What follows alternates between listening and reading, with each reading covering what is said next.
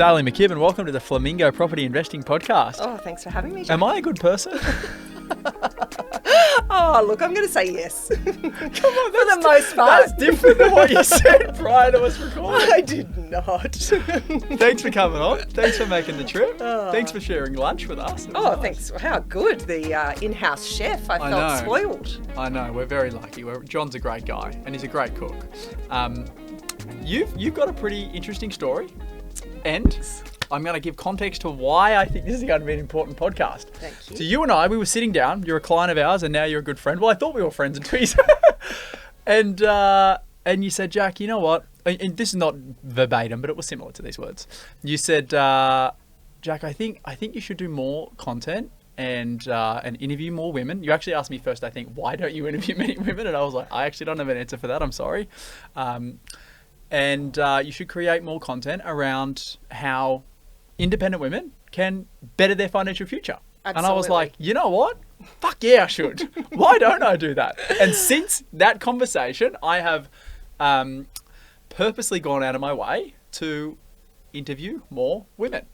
Just on that, actually, is it a woman or is it a female? Because someone said to me when I said female on this podcast once, and I was like, they're like, oh, you can't say that. And I was like, what? Oh, I didn't know that you couldn't say that either. See, As a member of the female community, you could say female or you can say okay, woman, so whatever it wasn't you choose. okay, I didn't do anything wrong. I'm glad.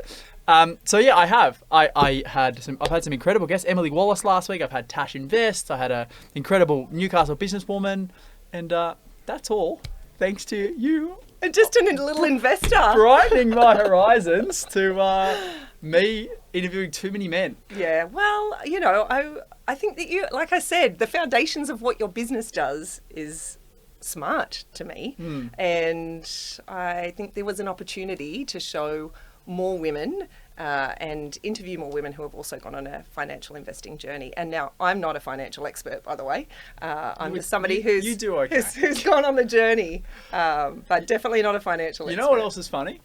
The first time we sat down, it was at the Merriweather Surf House. Yes. And we were chatting, and I said, so how did you get into investing? And you said, well, I got this book by a guy by the name of Chris Gray. And I was like, no fucking way. Because Chris Gray was my mentor. I know, I was stoked. I was like, I'm on the right path. How funny is that? It's like it came to me. So run me through, you've had an awesome journey today. You've done all the fun stuff like travel and play and do all that.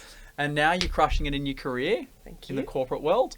And with the crushing it comes income, and with income you're investing. Correct. And it has been a very exciting ride. I'd like to think I've had it all.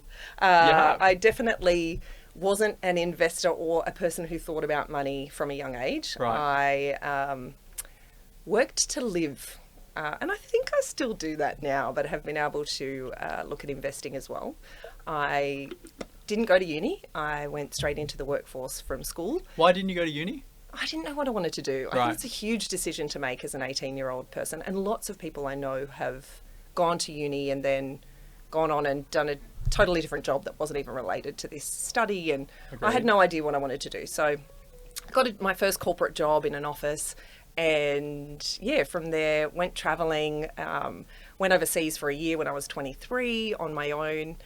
Came back, still had the travel bug, did lots more traveling, sort of in Asia and locally, and then went to Brazil South America for 3 months. Then I moved to Brazil for 6 months. Still hadn't invested any money.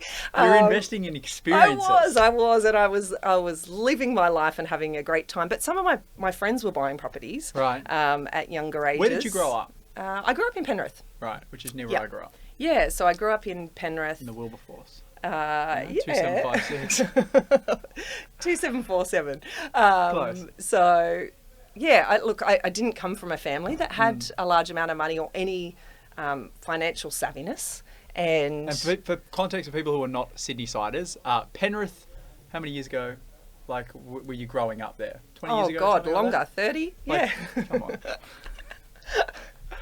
It's the what do they say? It's the facial routine before bed every night. That's correct. Penrith back then was not the Penrith now. Penrith now is like a bit of a thriving sort of city in the west, right? Like it's a big place. Correct. I think when you grew up there and when I grew up in Wilberforce, which is not too far away, it's like pretty rural.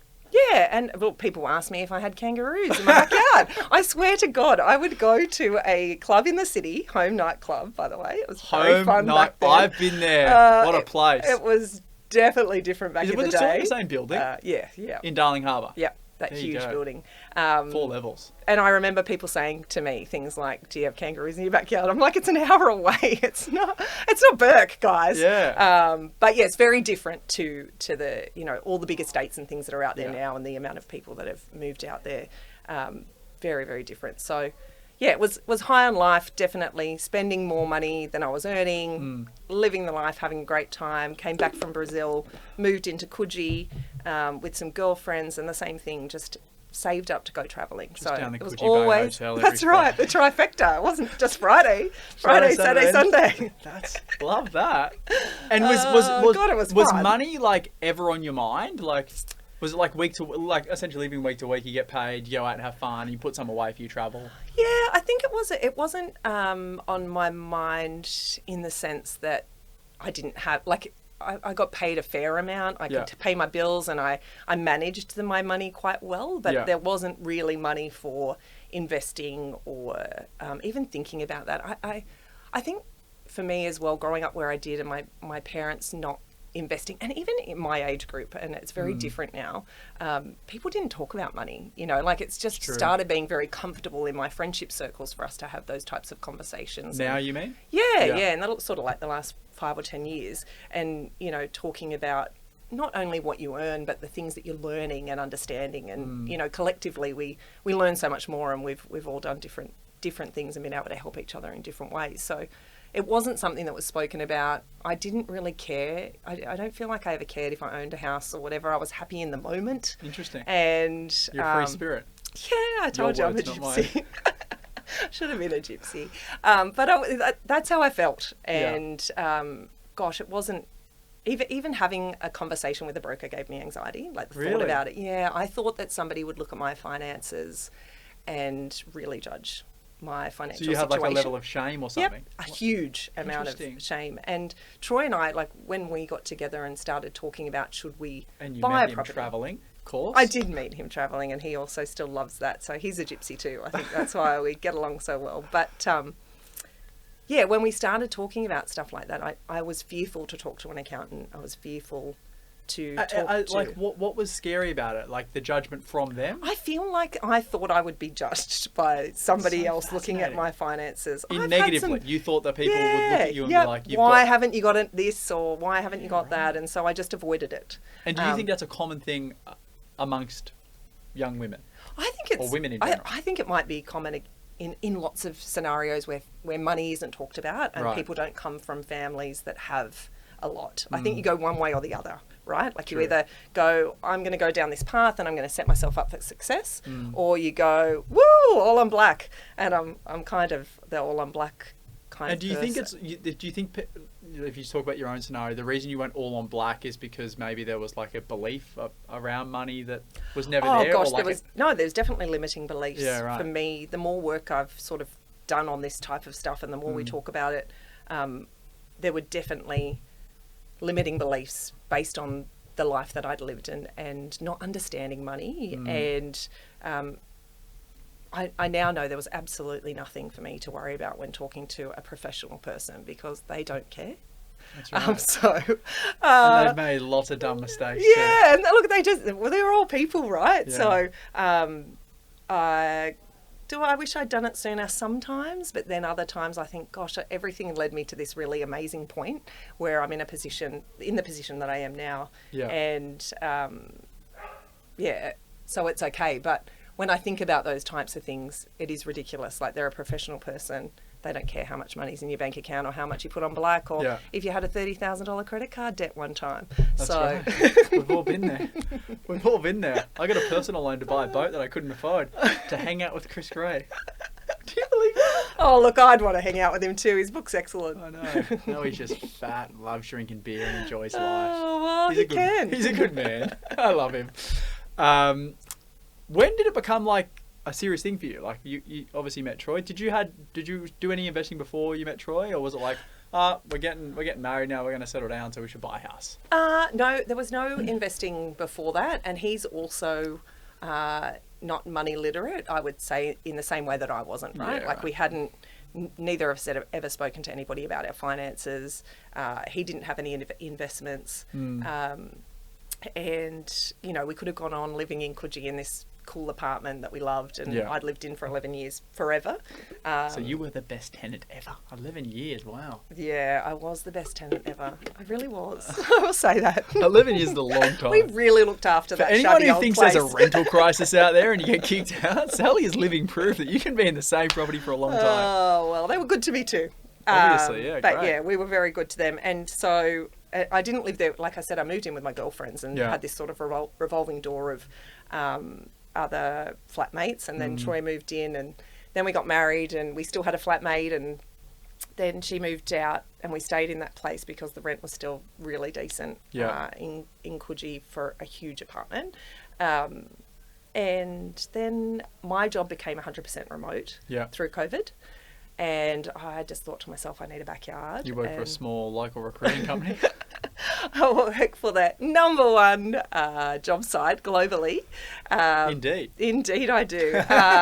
And yeah, my job became remote, and I just wanted a backyard, and we'd always talked about buying a property and moving to Newcastle and those sorts of things. So we literally bought a house in a week. By the way, let's talk about that. I had not spoken to a financial person still by this point. So no mortgage approval or anything like that? Zero.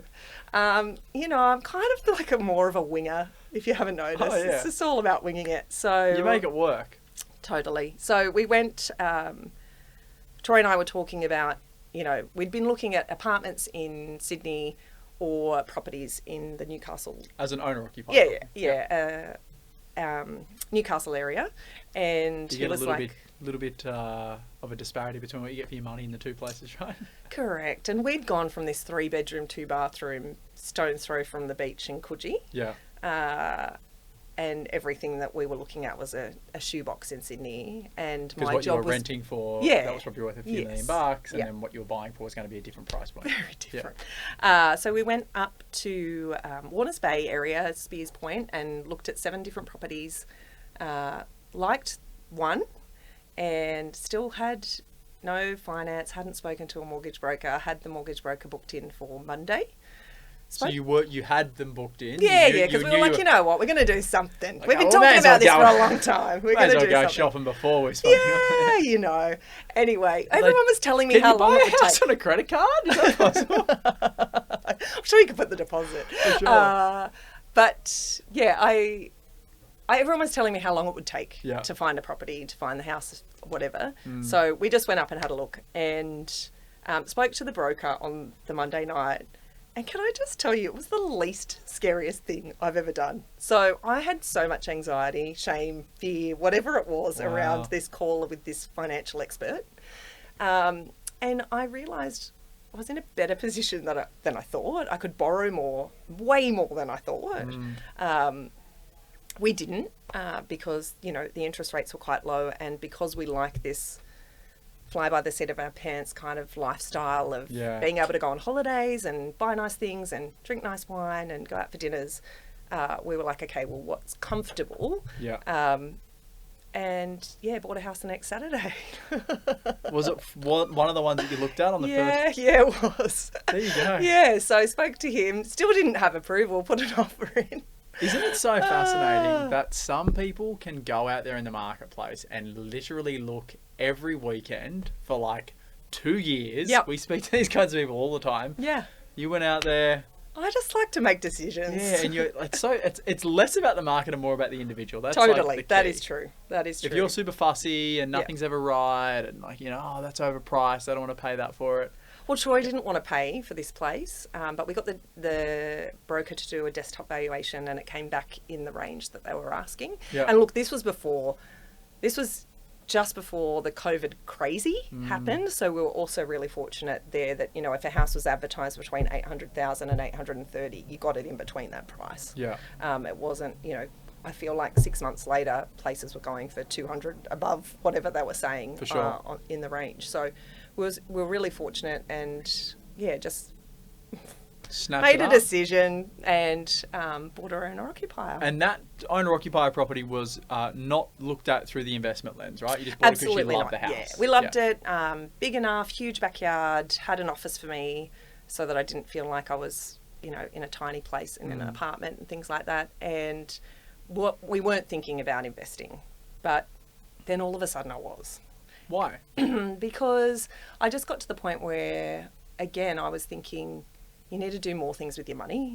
Like we bought, by the way, I bought my first house, our first house, when we were, like, Troy was 40, I was 39. So we weren't young. Just Definitely on had that, a really I good had time. no idea of your age when I first got up. I genuinely thought you were in your 20s, eh? Oh, you're so When we sweet. caught God, the up. lighting must have been good. Yeah, well, I remember catching up at the surf house, and I was like, I don't really think about how old people are. But when you told me how old you were, I was like, no fucking way. Oh, that's so kind. Oh, it's crazy. Oh. So go you Yeah. and Troy. Yes, 40. well, Wow. so that was And that's an interesting thing, though. Like, and you had no pressure on yourselves, right? Like, No. You're doing very well financially now, and you didn't start until you're 40. Like, Yeah. fuck, that's crazy. Yeah. Most people think, like, oh shit, if I haven't done it by 25 or 30, it's like life's over. Absolutely. But you had not. 20 years or 20 odd years of like fun. Yeah. When did you start gosh, traveling? Like, a lot. 23 after- was my Yeah, there my you go. first big So, trip. Like 15 years. Yeah. So, and look, that hasn't stopped us doing big trips either. But 6 weeks just in Europe. That's right. Oh, so How good. good. But yeah, then I started thinking about investing. But I'm quite, again, it made me feel really nervous. How long after buying that house did you start thinking about it? I think that December, I bought all the books by Canna Campbell. Who is Canna Campbell? She's also another excellent financial advisor, Sugar Mama TV. So Sugar Mama TV. Joel, write that down. Let's get the Sugar Mama on. Fantastic. But she, so she got divorced and then had to build her wealth herself. Right. So she talks about how to do it, like, really simply by building these like $1,000 parcels. And anyway, it's a great read. But I read her Mindful Money. I also like her because she tells you that you can still buy nice things. That's right. And Like so- wine, handbags, yeah. Holidays, That's you know, right. you just got to factor it into the budget. So I read both of her books. I spoke to a financial advisor. Right. How did you find them? I still got nervous and never called her back. Like, oh, I did. It was Really? so weird. That's It's so so like, fascinating. I don't know. It was just this anyway. So then I kept thinking, oh, it feels risky. Yeah. So I didn't do anything and about then it. you found me and you're like, this guy doesn't seem risky. That's No, so I just funny. felt aligned. Yeah. Anyway, so I'd read those books. I then did 2 finance courses. Wow. Like I read in-person stuff or online? online. Yeah. And I also read Chris's book. Yeah. How did you and come across that? That's The Effortless Empire. That if you is haven't- The yeah. Effortless Empire. Somebody had told me about it, and I Right. was like, oh yeah, like put it on the list of the books to read. Mm. Anyway, I found it. You can download it for free. You Thanks, can. Chris. Yeah, great guy. And you are like Chris's strategy is exactly what I've Correct. built my own portfolio of. Correct. And I've just manipulated it slightly to appeal to more people, because Chris's strategy is very much like now north of $1.2 million to be Correct. able to buy something. so I rang Chris. Yeah. At the bottom of his book are the details of his buyer's agent business, which Yeah. is the same sort of thing. And I rang and spoke to one of his staff members who were amazing and lovely. Yeah. But yeah, they were talking upwards of $1 million. And Yeah. I was thinking, in the climate that it would probably be more like 1.3. Yeah. And again, that made me feel quite nervous. And then, oh my goodness, there's Hendo's face all over my Instagram. God. Who is Next this minute, guy? I'm like, Who oh, is this this sounds guy? like this book, but it sounded like the book. I was Yeah. like, this makes sense. You buy blue chip properties in, great locations. And the other thing was, gosh, okay, so I'd read all these books, I'd done these finance courses, I had been out to look at properties myself. You were out there. Yeah, I was out there In on Newey. the streets. Cessnock. The knock.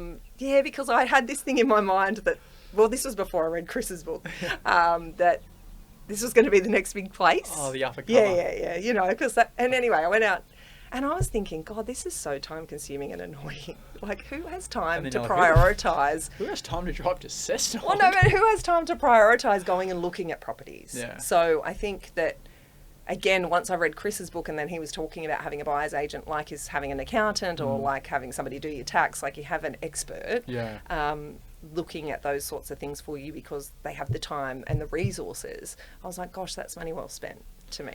And had your property in Warners Bay grown by a significant amount as you were starting this process? Like, how did you know you were ready to buy an investment property outside of just mentally being ready? Well, we had saved enough cash. A big chunk. Yeah, we'd saved enough cash that we could have invested ourselves anyway. Sure. I didn't know how much. To buy the house, the owner rock. Yep. Plus, you had enough cash left over to buy an investment. We'd built it up again in this period. So you were good savers.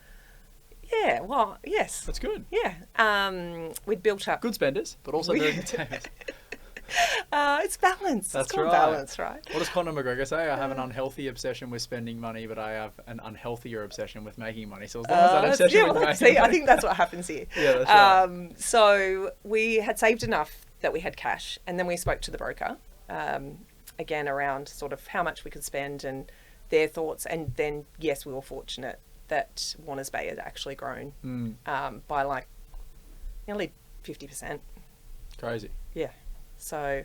Warners Bay, for people who don't know, Lake Macquarie, probably one of the best suburbs in Lake Macquarie. Yeah, it's beautiful. Yeah. But we hadn't anticipated that.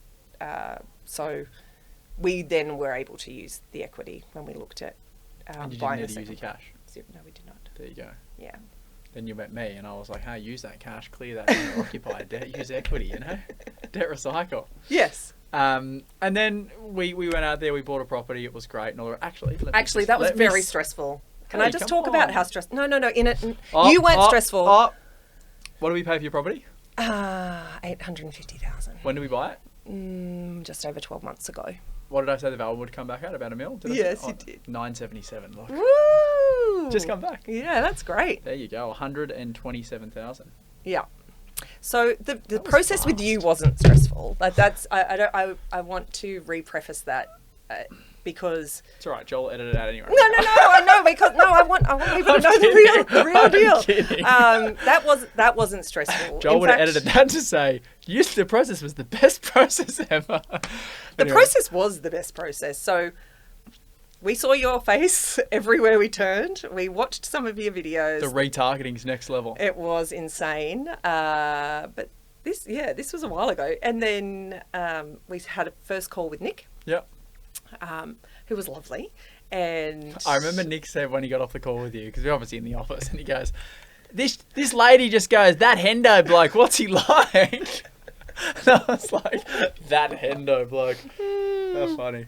Yeah, I was like, old mate Hendo. That's right. Old mate Hendo. That's right. Look, here for the laughs. But in all seriousness, then we caught up with you. And again, like the process made real sense to me. I feel like reading Chris's book clicked with something that made sense.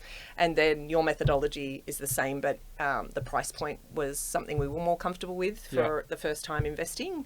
And the process from there was sensational. Like I couldn't recommend you highly enough, and I have been. But now we've got half the Indeed payroll. I know. Well, you know.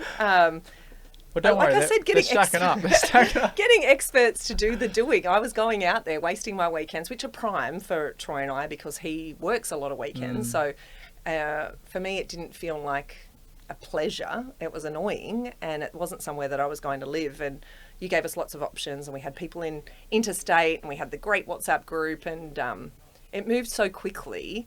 Which it didn't take long to buy, did it?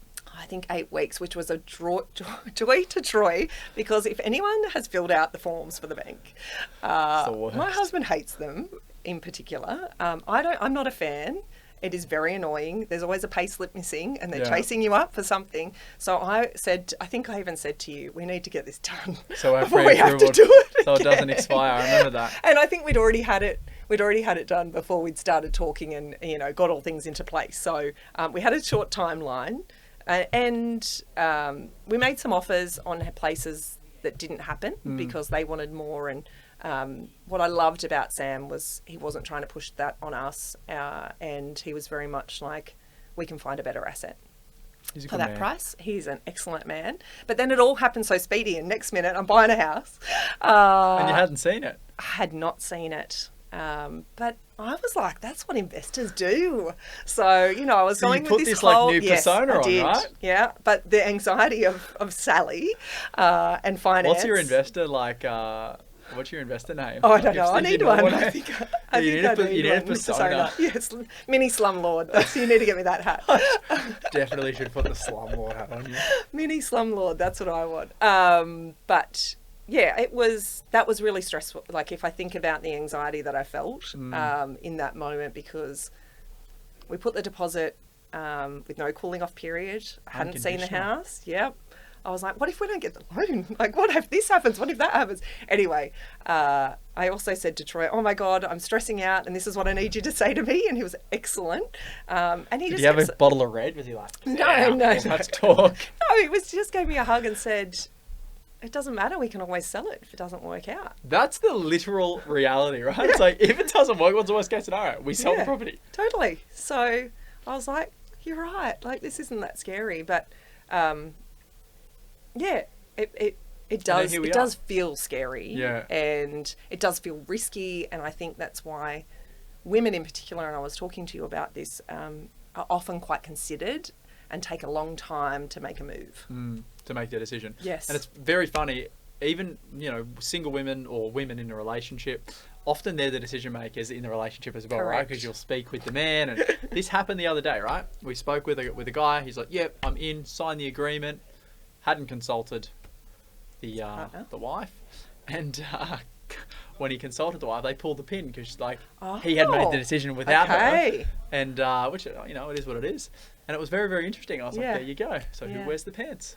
Well, I was thinking I was really driving that. I don't know that I wear the pants, but I'd like to think that I was definitely driving more of those decisions, and Troy was like, yeah, whatever, but it's always the way, even if the man is driving the process, generally speaking, the person who makes the decisions. I agree. I've definitely watched some of the testimonials that you've had, and the women saying, like, I went to view these properties and I was doing this. I think we do a lot of the doing because we want to feel like we have all the information, and that's why these decisions sometimes feel big or take a long time, because we are very considered, even though then things happen. Like when I make the decision, it's quick. It's less scary, right? Yeah. And now with 2 properties, like only a few years ago having 0, being nervous about talking to a financial broker and not answering her call.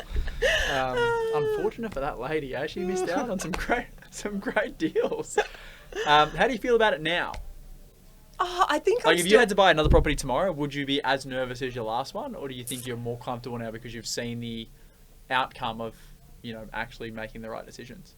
Oh, I think there's still going to be a level of anxiety, right? Because it changes your life regardless. But I don't think it's scary. Again, I feel like I've hired professionals to make some really good choices. Yeah. Like that I believe in, to, you know, and somebody who's doing the doing and those sorts of things. So I don't think it would be as scary, but it is still really considered. Like I've thought about investing in shares and other things, and I feel like, you know, I dabble in here and I do a little bit of that, or I read another book, and I take my time. So Louis Vuitton, how that bag has that increased in value or no?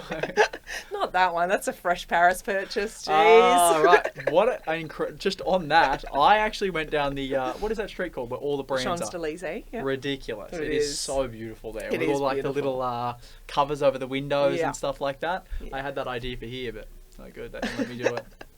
It's cool, and right? the council, Bastards. We had Henderson along the windows here, and I just kept ignoring the councils. And eventually, no shit, on a Saturday, these guys climbed up, tradespeople, and ripped the sign. I saw you've got a small one down the side of it, but then you've still got, there's a lot of signage we going had on here. I Henderson couldn't miss the whole way along the building. Anyway, enough about me. So, you did financial education. Yes. You did a few courses. You read the books. You saw my mug on Instagram. Yeah. What makes you feel like, because you're obviously a woman and you're driving it, like you said, what makes you, or what made you say, hey, you need to create more content or like educate women specifically, right? Because my content generally is like broad. Yes. Maybe geared more towards men. I don't know. There's lots of men on these podcasts. There's lots of men in the office. It's true. It's true. Well, I think the reason, one, I think it's an untapped market. I think a lot of women not only rule the roost in households, but there's a lot of women sort of in that 30s to 40s that are earning really good money that just don't know what to do with it. Very true. And want to feel like they're making really good choices and safe investments. So I thought that there was an opportunity for you to capitalise on that. Business opportunity. Well, totally. I'm like, oh, maybe I can set this up. No, but maybe. I quizzed you outside. I'm like, hey, would you ever consider doing something different? He said, I don't think I can ever leave Indeed because they. It's pretty good. Well, I don't know. But I do think that there's, even through these courses, they were mainly run by females, and the books that I read, apart from Chris's, were mostly female financial advisors, and they talk. But are they geared towards? Sorry to cut you off. Are they geared towards educating females? Like, because the thing that I probably have a limiting belief around is like, I'm a man.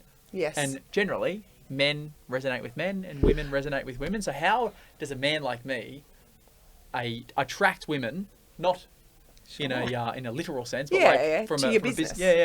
Without being like a creep.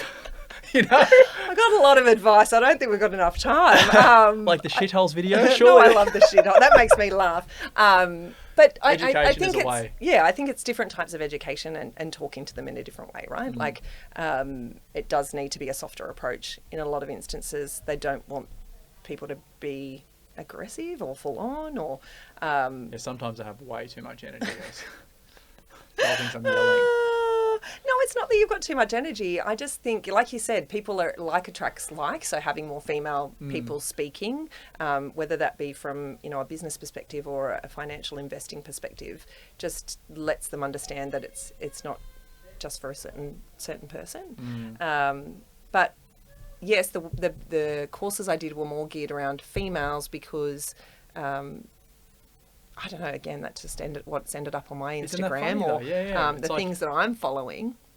But they also do talk about the way that women invest and the money that they lose. And I'm a little bit of a feminist, so I get quite interested in that. What is a feminist to you? What does it mean? Well, I just want equal opportunity. You're pro-women. Equal opportunity for women. I see how, having children can impact our financial future, not only from an earning capability, but from superannuation, from investing. Often that in those periods of time, women then are relying on a spouse or maybe not, who knows. But that can be really challenging, and then you often don't get back into exciting, interesting roles that earn the big money after that. And so I think that's a good thing I could say to Emma is like, I know you want to have kids, but what I'm doing here is giving you the ability. What do you reckon? Good? I don't know that that's the part. That's not what I meant, Emma. That's not what I mean at all. But just on that piece, because you're right? Men don't have kids, so they'll never not be in work unless they choose not to be in work, where women don't really have a choice. They've got to have kids. You want to have children, correct. So, and then do you think a lot of women, from your experience of the conversations that you've had, feel somewhat trapped and controlled in a way because, like, if the men earn all the money or most of the money in a relationship, and the women don't, maybe they feel like, well, it's not my money. And I don't think that the people that I know feel like that. I think they've had very supportive partners that have never made them feel like that, which is excellent. Yeah. I can't help but think that may be in the back of your mind, like me getting anxiety about what the broker was going to, think of me when he thinks nothing. Same thing about whether you want to go and buy the handbag or go out for the dinner with your girlfriends when you're not earning money and you're taking it from your family. I'm sure there's this level of guilt there, but from the partners, the people that I know and their partners, they've been very supportive. What I think it does is it's the career trajectory that's the challenging part after you've had a baby, because what happens is, often you go back to part-time work. Sometimes your job, it doesn't even pay for the daycare. The types of roles that you can do aren't as exciting or as big or have the earning capacity that you may have had you not had children, or you could work a full-time role. So I think there's, an element of somewhere between 5 to 6 years where you're not earning the same sort of money, and the superannuation thing, we don't not earning super when you're on maternity leave. You're earning less super when you're going part-time and you don't have a role that's paying $100,000. So I think there's some of the challenges when it comes to females entering like the workforce. You're then essentially reliant on someone else, right? Correct, Because if that relationship doesn't work out, and this is not Jack saying it, like the statistics show that more than 50% now of all marriages end in divorce. That's what I've heard. Whether right or wrong. Not your horse, you see. No. You're part of that 49%. I guess there's like, you know, a level of dependence, right? Which people, Correct. I know, I fucking hate dependence. Yeah. Like, there definitely is. You know, there's even statistics to show that women in their 50s now are more likely to be homeless because they end up leaving marriages. Dead set. Yeah, they end up leaving marriages that haven't been very good, and they don't have the financial stability because they haven't been in the workforce. Yeah, I don't think about that stuff. Yeah, it's interesting. And that's why I need to create more content. Well, I think it's just women are savvy, and apparently women make better investing decisions than men. From these courses that I have, Here we go. Done, they have actually said that it's proven that they do. We just take longer, or we don't back ourselves to make the decision, and we're less we don't want to take the risks. We're risk averse. Right. When it comes to making those types of decisions. How did you feel ready to make a decision? Like, because you said then it takes longer? I don't know. I don't know. There was no magic bullet for either of the things. I guess the owner-occupier property was that I didn't want to live in an apartment anymore. Yeah. And so my lifestyle didn't suit, and we were ready to buy a property. But that was a big change too. I wasn't sure how I was going to feel leaving Coogee and going to somewhere like Warners Bay. But you know, that all turned out right. It felt like the timing was really good.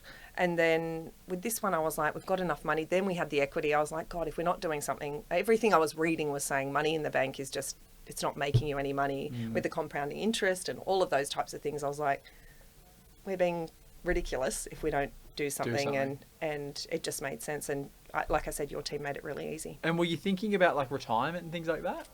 Of course. Like, we're in our 40s. So, you know, 20 years will fly by like that. So it's definitely been a consideration. And those 6-week European holidays don't pay for themselves.